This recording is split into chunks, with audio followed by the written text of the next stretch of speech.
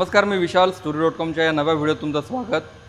तुकाराम मुंडेंनी दूधवाल्यांसाठी, हॉटेलवाल्यांसाठी जसे कडक नियम घालून दिलेत, जशी नियमांची अंमलबजावणी न केल्यानंतर त्यांच्या दुकानांना किंवा त्यांच्या डेअरींना ते टाळं ठोकलं जातं आहे, तसेच काही कडक नियम बेकरीवाल्यांसाठी सुद्धा आहेत. तुम्ही पाहिलं असेल मुंबई, पुण्यात मोठमोठ्या शहरात बेकरीवाल्यांवर सुद्धा रेड पडत आहेत.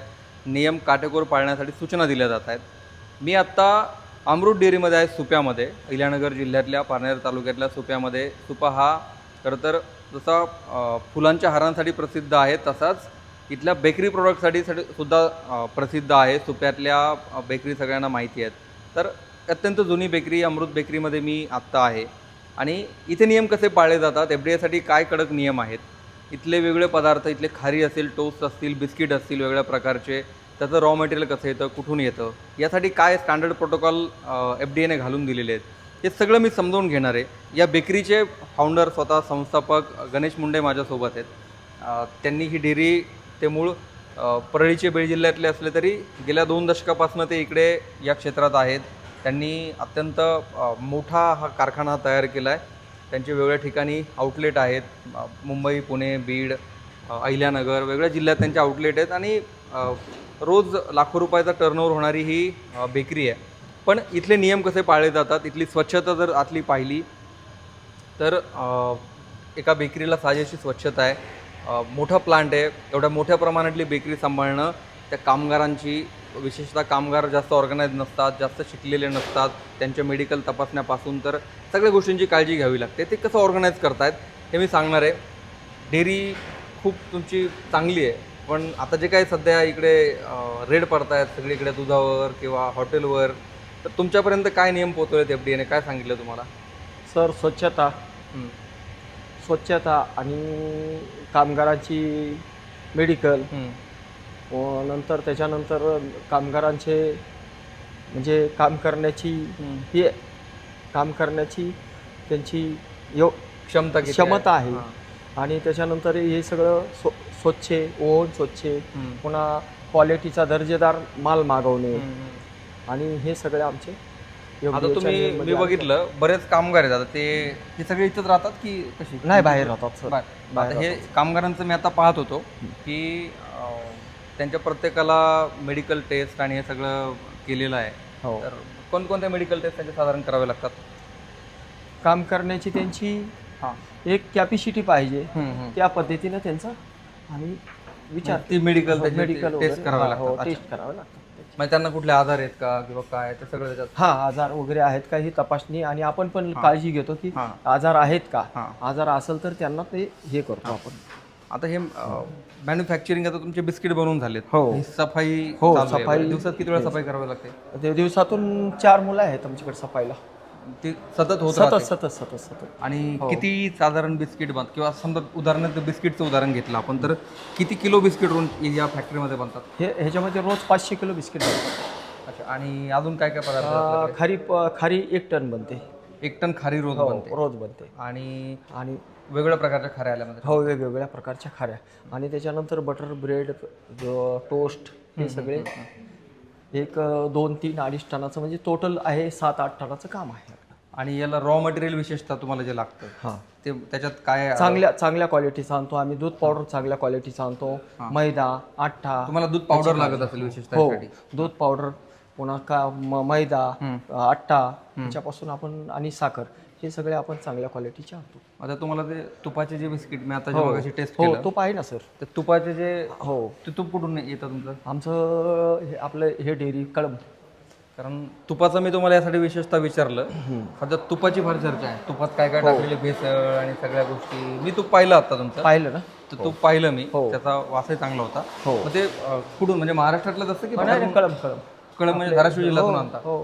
म्हणजे ग्रामीण भागात जे तूप बनतं ते आणतात? मराठवाडा डेअरी. पण एवढ्या क्वांटिटीत भेटतं? भेटतं ना, मराठवाडा डेअरी कुठं. आणि आता हे तूप फक्त समजा बिस्किटसाठी तुम्हाला? बिस्किट, खारी आणि टोस्टसाठी. बरं. 3 पदार्थ तुपामध्ये होतात आणि बाकीचे सगळे. FDAने तुम्हाला जे विषयता सांगितलंय की स्वच्छतेविषयी तर प्रामुख्याने सांगितलंय, आणखी काय जे नियम आहे तुमचे, जे प्रोटोकॉल? आमचा प्रोटोकॉल आहे मोबाईल न वापरणे कामगारांनी. पुन्हा तंबाखू, गुटखा आतमध्ये अजिबात नाही. अजिबात नाही. त्याच्यानंतर त्यांच्या जे सोयी आहेत आणि दिवसातून एक वेळा त्यांच्याकडे तंबाखू गुटखा आणलाय का याची चौकशी मी करतो आणि 2,000 रुपये दंड दिला जातो त्यांना जर सापडलं तर हो. सिगरेट बिडी काही नाही, धूम्रपान काही नाही. एफडीएचे लोक आले होते इकडे तपासणी करण्यासाठी? येतात, कारण आता दरवर्षी येतात. हो, म्हणजे दरवर्षी. आता हे विशेषतः जे नियम कडक झालेत परत, हो. त्याच्यानंतर त्याच्यानंतर नाहीत आले अशात, कारण सुप्यामधल्या बेकरी फार प्रसिद्ध आहेत. हो, तर त्या सगळ्या बेकरीवाल्यांसाठी अर्थातच काही नियम त्यांनी काढले. हो काढलेले. फॅक्टरीला भेट नाही दिली अजून? नाही भेटले अजून, कारण बेकरीसाठी, कारण त्यांना पण माहिती की काळजी आहे. आता बेकरी तुमचा पदार्थ, बेकरी हा पदार्थ अन्नामध्ये येतो. तो तुमच्या हॉटेलसाठी जे नियम घालून दिलेत हो, तेच साधारणपणे बेकरीसाठी. बेकरी पण आहे. म्हणजे हॉटेलचं जसं किचन स्वच्छ अस्वच्छ आढळल्यानंतर बंद केलं जातं, तसं जर तुमची फॅक्टरी अस्वच्छ आढळली तर मग त्याच्यावर कारवाई होते. मग तुम्हाला विशेषतः कामगारांची मेडिकल टेस्ट आहे किंवा ह्या कामगारांच्या मेडिकल टेस्ट सोबत स्वच्छता आहे, प्रामुख्याने एक एक बेकरी म्हणून कोणत्या गोष्टी एकदम प्राधान्याला किंवा ग्राहक तुम्हाला आता दुकानात विकताना काय विचारतायत? सर, आपण जे काम केलं पहिल्यापासून आणि आपण विचार केला किंवा आपण जे आरोग्याला, लोकांच्या आरोग्याला जे हे करायचंय, त्यांच्याशी खेळायचं नाही, हे फूड पदार्थ आहेत. बरोबर. त्याची खूप मी काळजी करतो. ह्याच्यामध्ये 15 ते 16 घंटे काम करतो. याची काळजी मी कंप्लीट घेतो. नाही, म्हणजे ग्राहक आताच्या दुकानात येतात. हो, मला आता वैभवने सांगितलं की त्यांच्या पण बऱ्याच आता क्वेरी नवीन यायला लागल्यात. हो, येऊ लागल्या. काय विशेषतः विचारतात ग्राहक दुकानात आल्यावरती? आता सध्या तर बिस्किट घेताना, बिस्किट घेताना त्यांच्या क्वेरी काय येतात? क्वेरी आता सध्या काही नाही. त्यांना तुपाचे हे पदार्थ त्यांना म्हणजे जे तुमचे जुने कस्टमर आहेत त्यांना काही विचारत नाही. नवीन कस्टमर आता काही विचारत नाही. म्हणजे जुने कस्टमर आहेत ते घेत आहेत? हो, घेतात. नवीन कस्टमरला जुनेच आहेत. आणि जुने म्हणजे जुने सांगतात किंवा अमृत बेकरीमध्ये घ्या, चांगले पदार्थ आहेत, चांगली स्वच्छता आहे. आजकाल काय होतं माहिती का, 1 गुंठ्यामध्ये 1200 स्क्वेअर फूट मध्ये बेकरी आणि सगळं करतात. त्यांचं कामगारांचं तिथं बाजूला, मशीनच्या बाजूला थुकणे, हे प्रॉब्लेम जास्त आहेत. पण आपल्यामध्ये कुणाचाही गुटखा वगैरे काही आणि तंबाखूचं काही सेवन होत नाही. म्हणजे बेकरीमध्ये स्वच्छता, बेकरीमध्ये विशेषतः अगदी छोटी जागा असते, त्यातच पुढे विक्री केली जाते, मॅन्युफॅक्चरिंग केलं जातं. दुसरी गोष्ट, आपण काळजी घेतो. आजपर्यंत एक माशी या एक मच्छर आतमध्ये येण्याचं जो हे केलेलं आहे, ज्या वेळेस आपण ह्याचं फाउंडेशन जो बनवलेली आहे, त्याचा कंपनी जी बनवली आहे त्या पद्धतीने पूर्ण बनवलेली आहे. म्हणजे काळजी करून गोड पदार्थ आहेत, पण एकही माशी पावसाळ्यात दिसत नाही. त्यासाठी काय 20 वर्षापासून आम्ही ते हे साफसफाईमध्ये प्राधान्य देतो कामगारांना. आता किती बिस्किट पॅक होतात साधारण रोजचे? साधारण बिस्किट 500 किलो पॅक होतात. आणि मग वेगवेगळे सगळे. हो, बाकी वेगवेगळे 500 किलो 1 टनाचे बिस्किट आहेत आमचे. अच्छा. आणि म्हणजे सगळ्यात जास्त डिमांड तुमच्या कोणत्या प्रोडक्ट आहे? तुमचा बेस्ट सेलिंग काय आहे? गावरान तुपाच्या बिस्किटला आहे, गावरान तुपाच्या खारीला आहे, आणि गावरान तुपाच्या टोस्टला आहे. हो, म्हणजे त्या चवीसाठी एफडीएचे हे नियम आहेत सगळे. कारण जसं काही दिवसापूर्वी ऊर्जा डेअरीवरती जाऊन डेअरीत काय नियम पाळले जातात, एफडीएचे जे नियम घालून दिलेले आहेत ते खरंच पाळले जातात का, ते काय असले पाहिजे, ते काय असतात.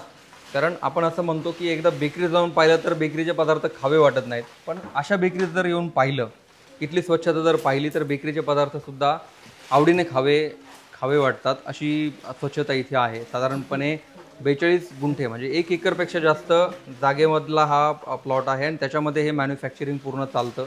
50 कामगार ज्यांची मेडिकल टेस्ट झालेली आहे ते हे काम करतात. एका बेकरीमध्ये साधारणपणे एफडीएचे काय नियम पाळले गेले पाहिजेत, सुरक्षित अन्नासाठी काय नियम असले पाहिजेत, हे सगळं या व्हिडिओतनं दाखवण्याचा प्रयत्न होता. ते सुप्यामधल्या या बेकरीमध्ये सगळं व्यवस्थित पाळलं जातं, कारण एफडीएने नियम कडक केलेत. अर्थातच जे पाळणार नाही त्यांना त्याचे परिणामसुद्धा सध्या भोगावे लागत आहेत. ही माहिती कामाची वाटली असेल तर पुढेही शेअर नक्की करा. या सगळ्या एफडीएच्या कारवाया, त्यावरच्या मुलाखती, वेगळे ग्राउंड रिपोर्ट story.com वरती तुम्हाला मी दाखवत राहू.